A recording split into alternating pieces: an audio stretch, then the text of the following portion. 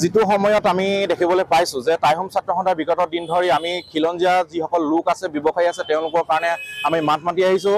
সেই সময়তে যোৱা 20 তাৰিখে আমি দেখিবলৈ পাইছোঁ আহোম জনগোষ্ঠীৰ দুজন লোকক অমিত কোঁৱৰ আৰু তৰুণ ফুকন তেখেতসকলক কিন্তু এটা কুৰিয়াৰ জৰিয়তে ৰেহান খাৰ নামৰ এজন বিতৰ্কিত ব্যৱসায়ী সিজুগুৰিৰ বাসিন্দা তেওঁ কৈছিল যে তেওঁৰ যিসমূহ সামগ্ৰী আচলতে কুৰিয়াৰ জৰিয়তে পঠাব বিচাৰিছিল, কিন্তু তেওঁলোকে এটা কথা কৈছিল যে আপোনাৰ কোনো বৈধ নথিপত্ৰ নথকাকৈ আমি আপোনাৰ কিন্তু সামগ্ৰী নিব নোৱাৰিম। কিন্তু সেই কথাটোৱে আছিল মাত্ৰ, কিন্তু সেই কথাটোৰ ওপৰত কিন্তু তেওঁ কিন্তু বহুত ভাবুকি দিছে, তেওঁ বিতৰ্কিত বক্তব্য আগবঢ়াইছে। কিন্তু আমি টাই আহোম ছাত্ৰ সন্থাই ধিক্কাৰ জনাইছোঁ। তেওঁৰ বিৰুদ্ধে আজি থানাৰ আমাৰ সদৰ থানাত আজি আমি FIR দিছোঁ আৰু তেওঁক কিন্তু প্ৰশাসনে অতি শীঘ্ৰে গ্ৰেপ্তাৰ কৰি জেল হাজতলৈ প্ৰেৰণ কৰিব লাগিব।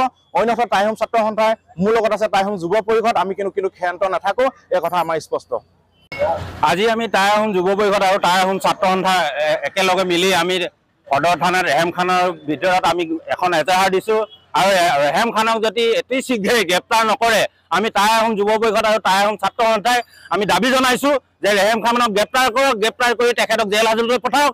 আৰু তেখেতে আমাৰ টাই আহোমসকলক গালি দিবলৈ তেখেতে ক'ত অধিকাৰ পালে আৰু তেখেতে আমাৰ অধিকাৰত তেখেতৰ অধিকাৰত আমি জীয়াই আছোঁ নেকি?